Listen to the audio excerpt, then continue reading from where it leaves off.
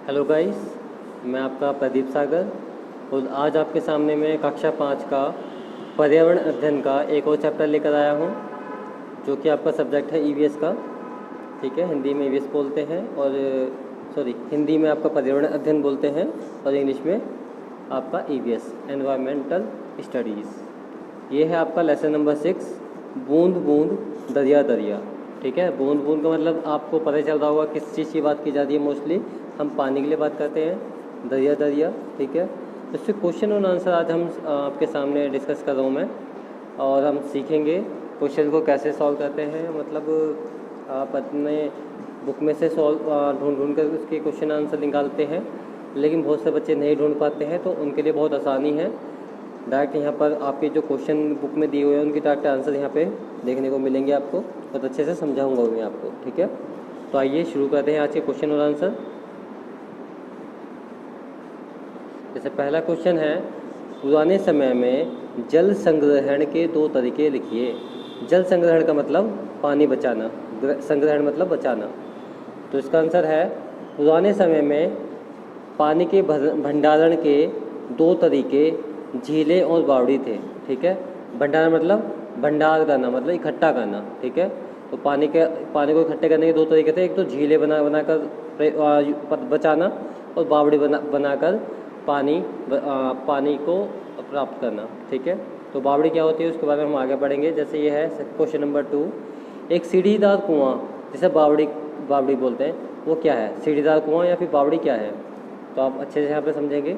सीढ़ीदार कुआं एक बहुमंजिला कुआं है, मतलब बहुत गहरा कुआं होता है, जिसमें लोग सीढ़ियों से नीचे जाकर पानी तक पहुँच सकते हैं।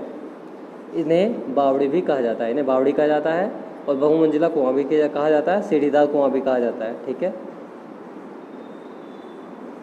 अब है क्वेश्चन नंबर 3, आप अपने घर के लिए पानी कहाँ से लाते हैं? तो हमें अपने घर में नगर पालिका के जलापूर्ति नल से पानी मिलता है। नगर पालिका मतलब है जो पानी की मोटरें बड़ी बड़ी लगी होती हैं, पानी की टंकी बनी होती है बहुत बड़ी वहाँ पे, और वहाँ से आसपास के इलाके में नगर पालिका उसे बोलते हैं, वो हमारे यहाँ तक जल की आपूर्ति कराते हैं, यानी कि हमारे घर तक पानी भेजते हैं। ठीक है, तो उसी के द्वारा, नल के द्वारा हमें पानी प्राप्त होता है। फिर क्वेश्चन नंबर 4, कुछ लोग सीधे जल बोर्ड की पाइपलाइन में पंप लगाते हैं। जो जल बोर्ड है ना, जो मतलब जो पानी की लाइनें आ रही होती हैं, ठीक है, नगर पालिका के यहाँ से, तो उसमें बीच में पाइपलाइन वगैरह में पंप लगा लेते हैं अपना। ठीक है, इससे अन्य लोगों को क्या परेशानी होती है? तो यहाँ पे लिखा है, कुछ लोग सीधे जल बोर्ड की पाइपलाइन में पंप लगाते हैं, इससे अन्य लोगों को पर्याप्त पानी नहीं मिल पाता है। अन्य लोग मतलब जो आगे के जिन्होंने पंप लगाया उससे आगे वाले जो लोग रहते हैं ना, उनको पानी फिर कम मिलेगा, यानी कि धीरे धीरे पहुंचेगा वहाँ पर, तो उनको पूरा पानी नहीं मिल पाता जितना वो बिल पे करना चाहते हैं हर महीने। ठीक है, तो ये उनको नुकसान होता है। अब आते हैं क्वेश्चन नंबर 5 पर, पुराने समय में यात्रियों के लिए पानी की व्यवस्था किस तरह से की जाती थी? ठीक है, पुराने समय में कैसे की जाती थी पानी की व्यवस्था? पुराने समय में यात्री मशक लेकर चलते थे, मशक बोलते हैं चमड़े का थैला। ठीक है, उनके लिए प्याऊ और बावड़ी भी बनाई जाती थी। प्याऊ तो पता ही है आपको, जैसे कि बीच में टंकी रख दी, उसमें फिर टंकी लगा दी, आज रास्ते में आ जाते लोग उसमें से पानी पी लेते हैं। ठीक है, और बावड़ी बनाई जाती थी। बावड़ी मतलब जो कुआं होता है, बहुमंजिला कुआं होता था, उसको बावड़ी बोलते हैं ना। ओके, नेक्स्ट है क्वेश्चन नंबर 6, पानी को ज़मीन के नीचे से कैसे निकाला जाता है?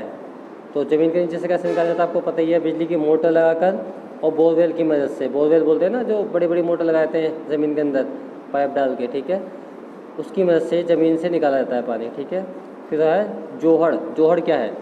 जोहड़ वर्षा के पानी को इकट्ठा करने के लिए बनाए गए तालाब हैं। ठीक है, ये जो तालाब बनाए जाते हैं ना, ताकि वर्षा का पानी वहाँ पर आकर इकट्ठा हो जाए सबके घरों से। ठीक है, तो उसको जोहड़ बोलते हैं। अब है क्वेश्चन नंबर 8, चित्र को देखें और लिखें कि घरों में इस तरह की व्यवस्था से पानी से कैसे बचाया जाता है। ठीक है, तो ये है आपका घर, और घर की छत में एक पाइप लगा हुआ है यहाँ पर, यहाँ से पाइप आकर इधर यहाँ टैंक में आके मिल रहा है। ठीक है, और इस टैंक से इसमें एक बाल्टी लग रही है, यहाँ से इस पानी को हम यूज़ कर सकते हैं। कपड़े धोने में, सफाई वफाई करने में, ठीक है। तो इसी के बारे में पूछा गया है। तो इसमें इसका उत्तर है, इस व्यवस्था से छत में एकत्रित पानी पाइपों से नीचे आता है और नीचे टैंक में जमा हो जाता है और इसका पुनः उपयोग किया जाता है। पुनः मतलब दोबारा से प्रयोग किया जाता है, ठीक है भाई। क्वेश्चन नंबर है ख, नीचे दिए कथनों के लिए सही या गलत लिखो, ठीक है। हमें पानी के बिल का भुगतान नहीं करना चाहिए, तो ये तो गलत बात है। अगर पानी के बिल का भुगतान नहीं करेंगे तो हमारे यहाँ पे पानी आना बंद हो जाएगा, तो बिल का हमारे पानी का कनेक्शन काट देंगे, है ना, ठीक है। सेकंड वाला है, पृथ्वी पर पानी का मुख्य स्रोत वर्षा है। हाँ ये बिल्कुल ठीक है। जब वर्षा होती है तो वो धरती में समा जाती है पानी, ठीक है। जब पानी धरती में समा जाता है तो वो स्वच्छ होकर साफ होकर, और हम उसे पंपों द्वारा निकाल सकते हैं, मोटर वगैरह लगा के, बोतल वगैरह लगा के, और साफ़ पानी हमें मिल जाता है ना। तीसरा है, पेड़ों के आसपास की मिट्टी कंक्रीट और सीमेंट से ढकी होनी चाहिए, तो ये गलत है बिल्कुल।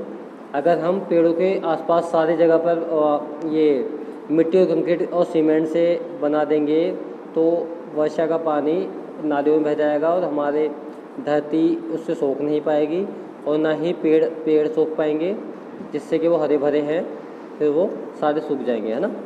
तो ये तो गलत है, यहाँ पे लिखना है गलत। अब है चौथा, बढ़ती जनसंख्या भी पानी की कमी का कारण है। बिल्कुल सही बात है। जितनी जनसंख्या बढ़ती जा रही है उतना ही पानी का उपयोग बढ़ता जा रहा है, ठीक है। उतना ही ज़्यादा लोग उसको यूज़ कर रहे हैं, तो इसलिए पानी भी ख़त्म होता जा रहा है हमारे ज़मीन के अंदर से, ठीक है। पाँचवा है, पुराने समय में लोग तांबे और पीतल के बर्तनों में पानी इकट्ठा करते थे। बिल्कुल ठीक बात है। तांबे और पीतल के बर्तनों में पहले पानी को इकट्ठा किया जाता था।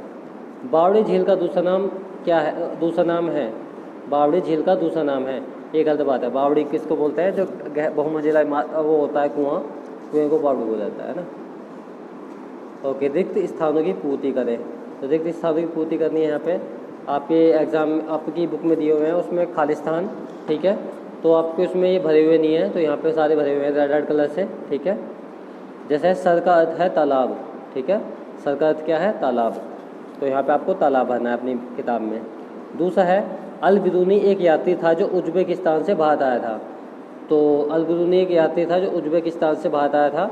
उसने यहाँ पे आकर भारत की संस्कृति को देखा, लोग वहाँ कैसे रहते हैं, क्या करते हैं, क्या बोते हैं, क्या उगाते हैं, ये सारी चीज़ें हैं, ठीक है बच्चों। हाँ बच्चों, अब हम थर्ड पर आते हैं। थर्ड है हमारा, पानी अनमोल है और हमें इसका उपयोग बुद्धिमानी से करना चाहिए, ठीक है। बुद्धिमानी से यहाँ पर आएगा, और अनमोल मतलब एक तरह से बहुत ही ज़रूरी चीज़, ठीक है, जिसे हम खो नहीं सकते। अगर ये ना हुआ तो पृथ्वी पर सब कुछ खत्म हो जाएगा, है ना। ना हम जिंदा रहेंगे, ना पेड़ पौधे, ना कोई जानवर।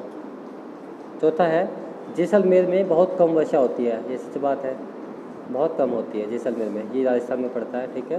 पाँचवा है, वर्षा जल एकत्र करने के लिए जल संचयन किया जाता है। जल संचयन मतलब जल को इकट्ठा किया जाता है, जोड़ा जाता है। वर्षा के जल को टैंक वैंक में भर लेते हैं ना।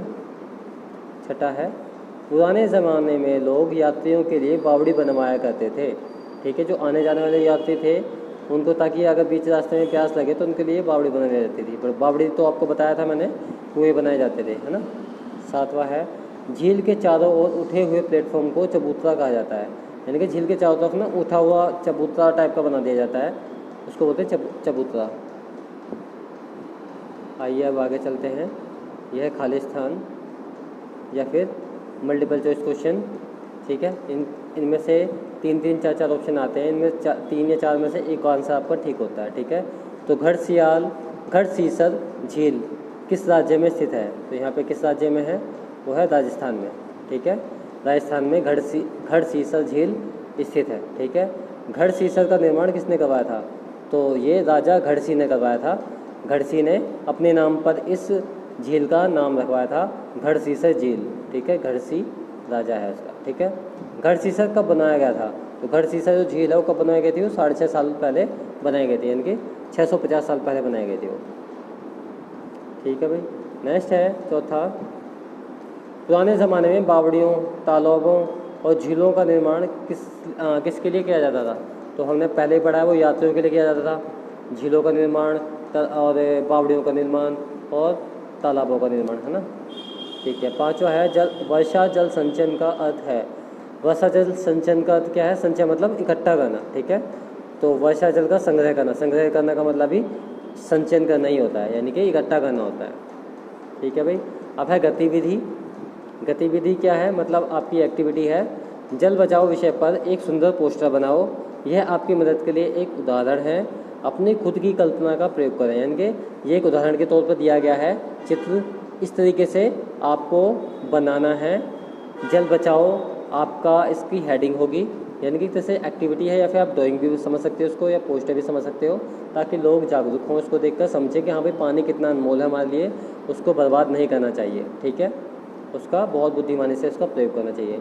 तो ये एक उदाहरण दिया हुआ है, कुछ ऐसे ही या फिर अपने अकॉर्डिंग, मतलब ये तो सिर्फ दिखाने के लिए है, ठीक है, क्या उदाहरण के बेस पे आपको कुछ और भी अच्छे से अच्छा बनाना है एक चित्र। उसके बाद आप इसको पूरा अच्छे से होमवर्क कर लेंगे और ये एक्टिविटी भी अपनी उसमें बनाएंगे। ठीक है बच्चों, ईवीएस की कॉपी में। तो आज के लिए इतना ही काफ़ी है बच्चों, मिलते हैं नेक्स्ट क्लास में। और इसे लाइक करना और शेयर करना ना भूलें, और सब्सक्राइब ज़रूर करें, अपने दोस्तों में ज़रूर से सेंड करें, ताकि वो भी इसका होमवर्क कर सकें, अच्छे से पढ़ सकें। और टेस्ट भी चलते हैं, उसमें भी इसका एग्ज़ाम में आते हैं, हर महीने आपके जो एग्ज़ाम होते हैं उसमें इसका क्वेश्चन आंसर आते हैं। ठीक है बच्चों, तो आज से इतना ही काफ़ी है। बाय बाय सभी के लिए।